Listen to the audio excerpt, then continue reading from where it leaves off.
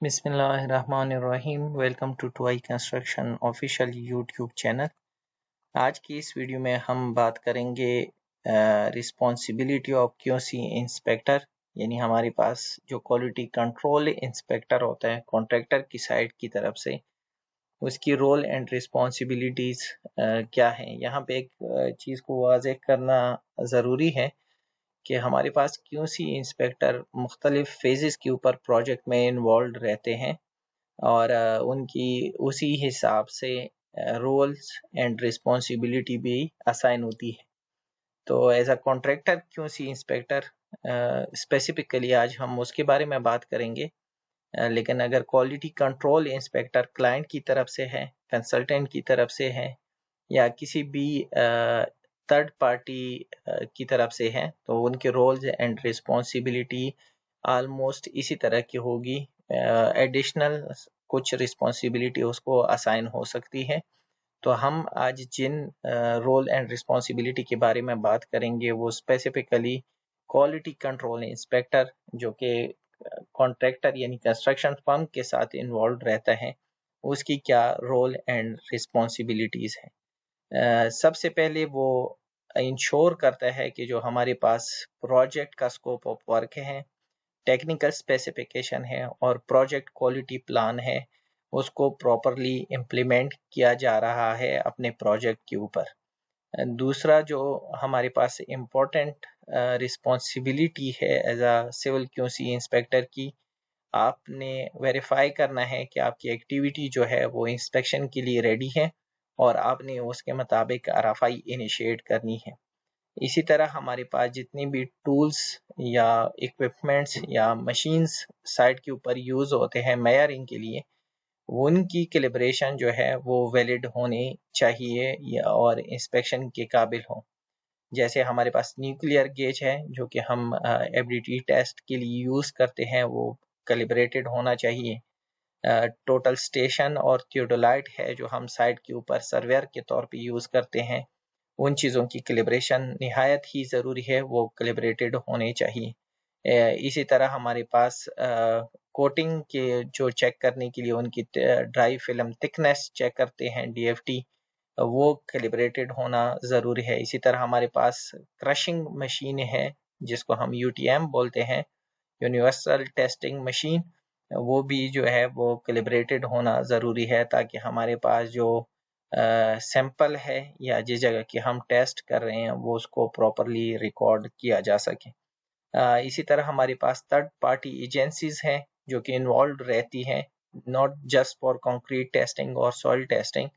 इसके अलावा भी हमारे पास कुछ ऐसी एडिशनल एक्टिविटीज़ आती हैं जहाँ पे हमें थर्ड पार्टीज़ को हायर करना पड़ता है, तो उनके साथ जो कोऑर्डिनेशंस होती हैं, आपके स्टैंडर्ड की जो रिक्वायरमेंट होते हैं वो भी आपने उनके साथ डिस्कस करने हैं।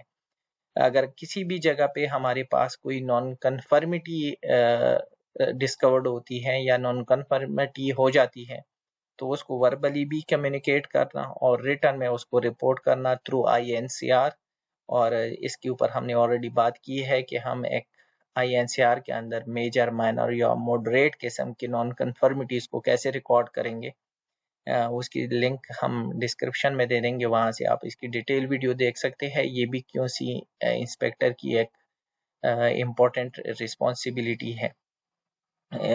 ये सबसे इम्पोर्टेंट रिस्पॉन्सिबिलिटी को अगर कंसिडर करें कि जो भी क्यूसी इंस्पेक्टर है, एक्टिविटी से पहले उसको टूल बॉक्स मीटिंग जो है वो कंडक्ट करनी है। कोई भी हमारे पास पर्टिकुलर एक्टिविटी जब शुरू होनी है तो हमने अपनी कंस्ट्रक्शन टीम के साथ जो उनकी क्वालिटी की रिक्वायरमेंट है अपने साटिप और साइक के मुताबिक उनके साथ शेयर करनी है ताकि वो इन चीज़ों को बर वक्त फुलफिल कर सकें। हमारे पास जो अपनी PID टीम होती है उनको टाइमली हमने इन्फॉर्म करना है विटनेस के लिए। इसी तरह हमारे पास साइट के ऊपर जो भी काम चल रहा है उनको विटनेस करना, उनकी वेरिफिकेशन और वैलिडेशन, और साथ साथ अपनी क्वालिटी प्रोसीजर की जो फॉलोअप है उसकी इवैल्यूएशन भी एज अ क्यूसी इंस्पेक्टर हम करते हैं। इसके अलावा हम असिस्ट करते हैं अपने क्यूसी सुपरवाइज़र को या क्यूसी मैनेजर को ITP की प्रिपरेशन और इंस्पेक्शन चेकलिस्ट की प्रिपरेशन में। हम इसी तरह क्वालिटी डिलीवरेबल जिसमें हमारे पास जैसे आपका ऑर्गेनाइजेशन चार्ट हो गया, इसी तरह आपके 2 वीक लुक अहेड हो गया, आपकी क्वालिटी रिपोर्ट्स हो गई वीकली या मंथली, आपके लॉग्स की जो मेंटेनेंस है वो आप मेंटेन कर रहे हैं, तो ये सारी चीज़ें आपकी क्वालिटी डिलीवरेबल हैं। इसमें आप अपनी टीम को असिस्ट करते हैं इनके प्रिपरेशन में।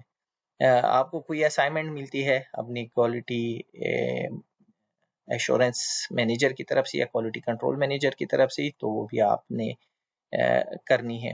अपने प्रोजेक्ट मैनेजर को, यानी जो क्वालिटी कंट्रोल मैनेजर है या क्वालिटी एश्योरेंस मैनेजर है, क्यूसी मैनेजर, उसको अपने अप्रोच करना है तो आप अपने डिसिप्लिन सुपरवाइजर के थ्रू आप उनको अप्रोच करेंगे और जो भी रिपोर्टिंग करनी है आप उनके थ्रू उनको रिपोर्ट करेंगे। इम्पोर्टेंट रिस्पॉन्सिबिलिटीज़ में IFC ड्राइंग जो कि हमारी साइटों के ऊपर होती हैं, उसमें कभी कभी कुछ मिस्टेक्स होते हैं, कुछ चीज़ें ऐसी होती है कि वो सिविल की ड्राइंग में एक टाइप की होती है जबकि मैकेनिकल ड्राइंग के साथ कंट्रडिक्ट कर रही होती है, तो उन चीज़ों को रिव्यू करना भी एज अ QC इंस्पेक्टर आपकी रिस्पॉन्सिबिलिटी है, ताकि बाद में जो नॉन कन्फर्मिटी अराइज होते हैं डिफरेंट डिसिप्लिन के काम की वजह से, ड्राइंग की वजह से, उनको भी प्रोएक्टिवली कंट्रोल किया जा सके।